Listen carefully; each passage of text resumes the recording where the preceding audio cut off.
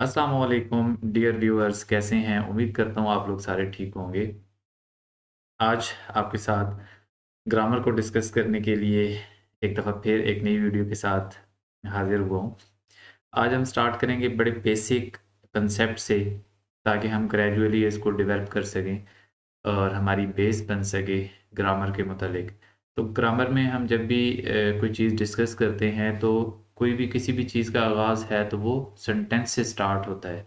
हम जब भी टेंसेस की बात करते हैं, ग्रामर की बात करते हैं, तो सबसे पहले जो चीज़ हमारे सामने आती है वो सेंटेंस होता है कि सेंटेंस है क्या?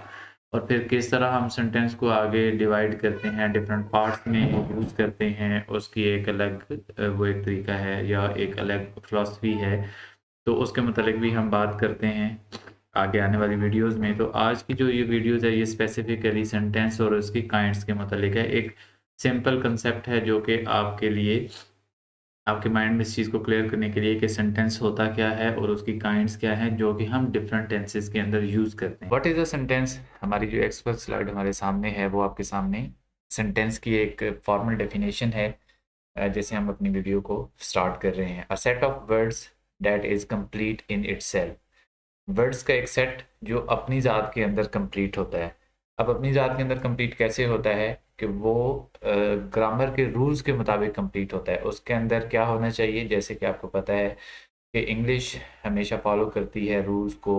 कैसे रूल को फॉलो करती है? एक फार्मूले को फॉलो करती है, जैसे कि सबसे पहले सब्जेक्ट आएगा, फिर वर्ब आएगा, फिर ऑब्जेक्ट आएगा। SVO के फार्मूले को फॉलो करती है। तो एक कंप्लीट जो सेंटेंस होता है, उसके अंदर उसका सब्जेक्ट होना चाहिए, उसका वर्ब होना चाहिए और उसका ऑब्जेक्ट होना चाहिए। काम करने वाला होना चाहिए, एक्शन होना चाहिए जो काम होने जा रहा है, और जिसके ऊपर काम हो रहा है या जो एक्शन रिसीव कर रहा है वो मौजूद होना चाहिए। तो इस एक कंप्लीट जो हमारा एक कंप्लीट फॉर्म है, इसको हम सेंटेंस कहते हैं। जैसे मैंने एग्जांपल में लिखा हुआ है, जैसे आपको यहाँ पे नज़र भी आ रहा है, Ali is a good boy. यहाँ पे हमारा जो सब्जेक्ट है वो अली है, और इज़ हमारा यहाँ पे वर्ब के तौर पे हम यूज़ कर रहे हैं इसको। और अ गुड, आ जो है यहाँ पे डिटर्मिनेंट के तौर पे यूज़ हो रहा है, आर्टिकल के तौर पे भी आप कह सकते हैं, एंड अ गुड बॉय। तो यहाँ पे एक कंप्लीट सेंस हमें पता चल रहा है। जैसे कि अली के मतलब हमें पता चल रहा है, इसकी इन्फॉर्मेशन मिल रही है, कोई एक अच्छा लड़का है। तो ये एक कंप्लीट एक सेंटेंस है जो कि अपनी इन्फॉर्मेशन को कंप्लीटली अंडरस्टैंड करा रहा है। तो दैट मीन्स कि ये एक कंप्लीट सेंटेंस है। उसके बाद इसके अंदर दो चीज़ें हो सकती हैं कि सब्जेक्ट होगा और प्रेडिकेट होगा। अब सब्जेक्ट और प्रेडिकेट के ऊपर मैं अलग से भी वीडियो बनाऊंगा, लेकिन यहाँ पे मैं आपको वर्बली बता देता हूँ कि सब्जेक्ट वो चीज़ है जो कि एक्शन का डूअर है, या जो काम परफॉर्म कर रहा है, या जिसके मुतालिक हमें इंफॉर्मेशन मिल रही होती है, जो मेन पार्ट है हमारी इंफॉर्मेशन का या हमारे सेंटेंस का, दैट इज़ कॉल्ड सब्जेक्ट। तो अली क्या है यहाँ पे? Ali is a good boy, कि अली हमारा सब्जेक्ट है जो जिसके मुतालिक हमें इंफॉर्मेशन मिलनी है, जो हमारा मेन इंफॉर्मेशन का पार्ट है वो अली है। और इज़ अ गुड बॉय ये इसका बाकी पार्ट है जो कि वर्ब से स्टार्ट होता है, और उसके आगे जितने भी उसके फॉलोइंग जितने भी पार्ट्स हैं वो सारे उसको वर्ब के बाद फॉलो कर रहे होते हैं। वो इसका प्रेडिकेट होता है जो कि हमें सब्जेक्ट के मुतालिक इंफॉर्मेशन देता है। तो so Ali is a good boy ये एक कंप्लीट सेंटेंस है जिसके अंदर सब्जेक्ट और प्रेडिकेट भी हमें मिल रहा है। अगर हम इसको दूसरे फार्मूले या लेयर्स के मुताबिक देखें तो हमें इसमें सब्जेक्ट मिल रहा है, वर्ब मिल रहा है और ऑब्जेक्ट भी मिल रहा है। तो ये सेंटेंस की एक फॉर्मल डेफिनेशन है, और इसको अंडरस्टैंड करने का तरीका भी है कि है क्या चीज़। इससे अगली हमारी स्लाइड है टाइप्स ऑफ सेंटेंसेस। अब टाइप्स ऑफ सेंटेंसेस दो तरह की होती हैं, एक उसकी पर्पस बेस है और एक स्ट्रक्चरल बेस है। यहाँ पे हम पर्पस बेस इसकी जो सेंटेंस की टाइप्स हैं हम उनको देखेंगे कि उसमें कौन सी मेजर टाइप्स हैं। सेंटेंस की चार मेजर टाइप्स होती हैं, जिनमें डिक्लरेटिव सेंटेंसेस हैं, इंटरोगेटिव सेंटेंसेस हैं, इम्पेरेटिव सेंटेंसेस हैं और एक्सक्लेमेटरी सेंटेंसेस। हमारी फोर मेजर पर्पस बेस इसकी फोर मेजर टाइप्स हैं, जिनको हम मज़ीद डिटेल में आगे देखते हैं। डिक्लरेटिव सेंटेंसेस क्या होते हैं? डिक्लेयर करना, किसी चीज़ के मतलब बताना, कुछ स्टेटमेंट देना, कोई इन्फॉर्मेशन प्रोवाइड करना। तो declarative mean to provide the information about something, कि हम किसी चीज़ के मतलब इंफॉर्मेशन दे रहे हैं, किसी चीज़ के मतलब हम बता रहे हैं। तो दैट मीन्स कि हम इंफॉर्मेशन दे रहे हैं किसी चीज़ के मतलब। ये डिक्लरेटिव इसको डेक्लेरेटिव सेंटेंसेस में कहते हैं। तो डेक्लेरेटिव सेंटेंसेस में हम क्या करते हैं कि हम स्टेटमेंट्स देते हैं, हम फैक्ट्स के मतलब बताते हैं, हम ओपिनियंस के मतलब बताते हैं, हम जिसके मतलब रीडर्स को कुछ स्पेसिफिक इंफॉर्मेशन देते हैं किसी चीज़ के मतलब, तो जिसमें हम डिक्लेयर कर रहे होते हैं।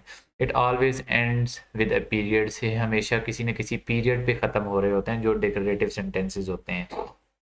इसके अलावा इसमें दो फॉर्म्स होती हैं, ये सिंपल भी होते हैं और कंपाउंड भी होते हैं। सिंपल और कंपाउंड का फ़र्क इस तरह है कि या तो इसमें एक ही सेंटेंस कंप्लीट, इसके ऊपर मैं एक और वीडियो बनाऊंगा दो क्लासेस के ऊपर, तो उसमें आपको समझ आ जाएगी कि सिंपल सेंटेंसेस कौन से होते हैं और कंपाउंड सेंटेंसेस कौन से होते हैं। वैसे मैं सिंपल आपको यहाँ पे बता देता हूँ कि सिंपल सेंटेंसेस होते हैं जिसके अंदर एक ही क्लास होती है, एक ही सेंटेंस एक ही क्लास होती है जिसके अंदर एक सब्जेक्ट, वर्ब और इन्फॉर्मेशन कंप्लीटली उसमें मौजूद होती है और वो as a single sentence stand कर रहा होता है, अपनी इन्फॉर्मेशन को कन्वे कर रहा होता है। कंपाउंड सेंटेंसेस में दो या दो से ज़्यादा जो क्लासेस हैं वो आपस में मिलती हैं और वो क्लासेस वो वाली क्लासेस हैं जो कि खुद से स्टैंड कर सकती हैं। ठीक है, तो इसके मतलब भी इंफॉर्मेशन आपको नेक्स्ट वीडियो में, या मैं इसके ऊपर एक कंप्लीट वीडियो बनाऊंगा तो आपको मिल जाएगी। जैसे यहाँ पे कंप्लीट सेंटेंस है एक, ही रन्स, यहाँ पे आप देख लें कि ही रन्स वो दौड़ा, यहाँ पे कंप्लीट इन्फॉर्मेशन शो हो रही है, यहाँ पे ऑब्जेक्ट मौजूद नहीं है लेकिन ऑब्जेक्ट अंडरस्टूड है यहाँ पे। तो इस वजह से सम टाइम डिक्लेरेटिव सेंटेंसेस में ऑब्जेक्ट मौजूद नहीं होता लेकिन वो अंडरस्टूड होता है। She sings, I like climbing, my cat is black, ये भी एक कंप्लीट डिक्लेरेटिव सेंटेंस है, डिक्लेयर कर रहा है, कैट के मतलब एक इन्फॉर्मेशन प्रोवाइड कर रहा है।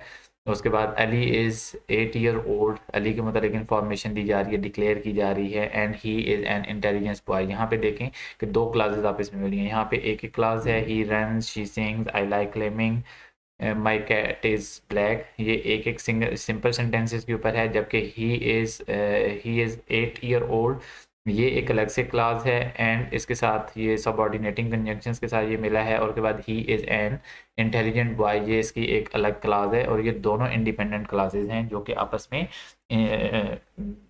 में कंबाइन किया गया है इनको सबऑर्डिनेटिंग कंजंक्शंस के थ्रू। ठीक है, सबऑर्डिनेटिंग कंजंक्शंस के मुताबिक भी आपको मैं किसी वीडियो में डिटेल से इंशाल्लाह बताऊंगा। उसके बाद नेक्स्ट हमारी स्लाइड है इंटरोगेटिव सेंटेंसेस, ये इसकी दूसरी काइंड है इंटरोगेटिव सेंटेंसेस। इंटरोगेटिव सेंटेंसेस में सिंपली आपको इस चीज़ से भी पता चल रहा होगा कि इंटरोगेट करना, किसी चीज़ के मतलब पूछताछ करना, इंफॉर्मेशन किसी चीज़ के मतलब पूछना, सवाल पूछना। तो an interrogative sentence ask a direct question and is punctuated at the end with a question mark, कि वो सेंटेंस जो कि किसी से कोई इन्फॉर्मेशन पूछ रहा होता है, जिसमें हम कुछ पूछ रहे होते हैं, इंक्वायरी कर रहे होते हैं किसी चीज़ के मतलब, और उसके आखिर में क्वेश्चन मार्क लगाते हैं। जैसे नीचे एग्जांपल्स में मौजूद है, what is your good name, और आखिर में हमने क्वेश्चन मार्क लगाया हुआ है। ये हमेशा व्हाट, हाउ, वेयर, इस तरह के क्वेश्चन से होता है, और सम टाइम वर्ब को पहले भी लगा के हम अपना सवालिया बनाते हैं, तो आखिर में हम उसमें क्वेश्चन मार्क लगाते हैं, जो कि इंटरोगेटिव सेंटेंसेस की मेन निशानी है। थर्ड हमारी जो काइंड है वो है इम्पेरेटिव सेंटेंसेस। तो इम्पेरेटिव सेंटेंसेस के मतलब आपको बताते हैं कि a sentence that express a direct command, request, invitation, warnings और इंस्ट्रक्शंस। तो कौन से सेंटेंसेस होते हैं इम्पेरेटिव सेंटेंसेस, जिनके अंदर हम कमांड देते हैं, बैठ जाओ, खड़े हो जाओ, चले जाओ, डेट्स कमांड, रिक्वेस्ट प्लीज़ बैठिए, प्लीज़ चाय पीजिए, प्लीज़, जिसमें हम रिक्वेस्टिंग मूड अपना रखते हैं। इनविटेशन देते हैं कि क्या आप आना पसंद करेंगे, क्या आप बैठना पसंद करेंगे, इस तरह की जो चीज़ें होती हैं। वार्निंग्स होती हैं जिसमें हम उन्हें बताते हैं कि ये ना करो, ये करना ठीक नहीं है, मतलब जिसमें हम वार्न कर रहे होते हैं या इंस्ट्रक्शंस दे रहे होते हैं किसी चीज़ के मतलब। तो ये तमाम सेंटेंसेस जो हैं वो इम्पेरेटिव सेंटेंसेस में आते हैं। फॉर एग्जांपल जैसे मैंने यहाँ पे एग्जांपल दे दिया, do not have a subject. अच्छा, do not have a subject का मतलब होता है कि सम टाइम इसमें सब्जेक्ट नहीं होता लेकिन सब्जेक्ट अंडरस्टूड होता है। यहाँ पे जब हम किसी को बता रहे होते हैं या हम सेंटेंस लिखते हैं तो उसमें सब्जेक्ट ना होने का मतलब यह है कि सब्जेक्ट अंडरस्टूड होता है। A directive is given to an implied second person, और हमेशा इसमें जो डायरेक्शन है या हम बता रहे होते हैं वो सेकंड पर्सन को इम्प्लाई कर रहे होते हैं। फॉर एग्जांपल जैसे सेंटेंस के अंदर है, वॉश द डिनर प्लेट्स, तो इसमें वॉश द डिनर प्लेट्स का क्या मतलब है? मैं फॉर एग्जांपल किसी से मुखातिब हूँ और मैं उसे कहता हूँ कि वॉश द डिनर प्लेट्स, तो इसमें क्या है कि अंडरस्टूड है अगला बंदा कि उसको मैंने सिंपल ऑर्डर दिया है कि आपको जो प्लेट्स हैं उनको वॉश करना है, जो डिनर वाली शाम की डिनर वाली प्लेट्स हैं उनको आप वॉश कर दें। तो मैंने उसमें सब्जेक्ट को मेंशन नहीं किया। इसमें मैंने एक कमांड दी है, command employed subject to wash the dishes, तो मैंने इसमें सिंपल उसे एक कमांड दे दी और उसमें मैंने सब्जेक्ट को वो सब्जेक्ट खुद बहुत अंडरस्टूड है क्योंकि उसमें सेकंड पर्सन यूज़ हो रहा है। तो इसमें ये एक मेजर चीज़ है। अच्छा, थर्ड हमारा जो है वो एक्सक्लेमेटरी सेंटेंसेस हैं, जिसमें हम अपने इमोशंस का इज़हार करते हैं, स्ट्रॉन्ग फीलिंग्स को एक्सप्रेस करते हैं। और इसमें हम इनको कैसे करते हैं, इसमें एक्सक्लेमेटरी मार्क्स लगाते हैं, जो कि यहाँ पे आपको मैंने शेयर भी कर दिया है। एक्सक्लेमेटरी मार्क्स यहाँ पे मौजूद भी है। How we can write exclamatory sentences, कैसे हम इनको लिख सकते हैं? In English grammar an exclamatory sentence end with an exclamatory marks. तो ये जब भी हम इसको इंग्लिश में लिखते हैं तो इसके लास्ट में एक्सक्लेमेटरी मार्क्स ज़रूर दिया जाता है, and also called an exclamation point, इसको एक्सक्लेमेशन पॉइंट भी कहते हैं। एक्सक्लेमेटरी प्रोनाउंस जो हैं इसमें हमेशा व्हाट और हाउ ये यूज़ होते हैं, जैसे व्हाट अ ब्यूटीफुल बेबी, और ये देख लें मैंने कोटेशन मार्क में इसको लिखा है रेड में, व्हाट अ ब्यूटीफुल बेबी। अब इसमें मेरे इमोशंस का इज़हार है कि मतलब मैंने किसी बच्चे को देखा और मेरे मुंह से निकला कि कितना खूबसूरत बच्चा है। तो अब उसमें मैंने अपने इमोशंस को जब इज़हार करना है तो उसको इंग्लिश में हम एक्सप्रेस करेंगे व्हाट अ ब्यूटीफुल बेबी, या कहते हैं wow he is so beautiful. तो इस तरह की जब हम कोई इमोशंस का इज़हार करते हैं तो इसमें एक्सक्लेमेटरी मार्क लगा के हम अपने इमोशंस को अटैच करते हैं साथ में, ताकि जब जब हम बोलते हैं तो हम अपने इमोशंस को अपनी रिदम और पिच और इन इंटोनेशन से हम बताते हैं, या स्ट्रेस से हम बता रहे होते हैं कि हमारे कहने का क्या मकसद है। लेकिन जब हम इंग्लिश में रिटन में हम कोई चीज़ लिख रहे होते हैं तो कैसे पता चलेगा कि आपने एक्सप्रेशन का इज़हार किया? तो एक्सक्लेमेटरी मार्क जब आप लगाएंगे तो वहाँ से पता चलेगा कि आपने अपनी फीलिंग्स का इज़हार किया है।